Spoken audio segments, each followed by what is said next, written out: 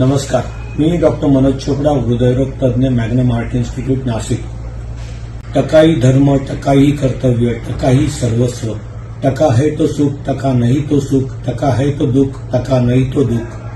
काम, कष्ट, अमाप पैसा व कीर्ती व हे मिळवण्याकरता करावी लागणारी प्राणांतिक धावपळ व याच्यामुळे वाढलेले ताणतणाव व या ताणतणावामुळे होणारे वेगवेगळे जीवनशैलीचे आजार म्हणजेच उच्च रक्तदाब, डायबिटीज म्हणजेच मधुमेह, हृदयविकाराचा झटका, पक्षवाताचा झटका आणि सगळ्यात महत्वाचं म्हणजे आज तरुण पिढी ह्या सगळ्या आजारांनी ग्रस्त होत आहे।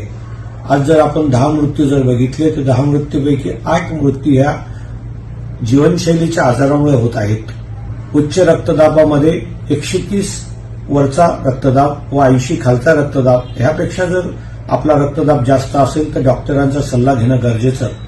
डॉक्टरांनी एकदा उच्च रक्तदाबाचं निदान केलं तर त्यांनी सांगितल्याप्रमाणे तपासण्या करून घेणे व त्यांनी सांगितलेले नियमित औषध घेणं फार गरजेचं।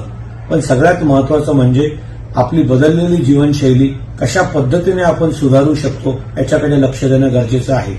खाण्यापिण्यातील बदल म्हणजेच सफेद रंगांपासून दूर राहणे किंवा त्याचं प्रमाण कमी करणे, तेल, तूप, दूध, साखर, मीठ, मैदा, मिठाचं प्रमाण रक्तदाबामध्ये कमी असणं फार गरजेचं आहे। त्याच पद्धतीने व्यायामाची जोड म्हणजेच 45 मिनिटाचं चालणं, धावणं, पळणं, सायकलिंग करणं महत्वाचं ठरतं। आपण व्यवस्थित 7 तासाची झोप घेत आहोत का नाही याच्याकडे लक्ष देणं गरजेचं आहे।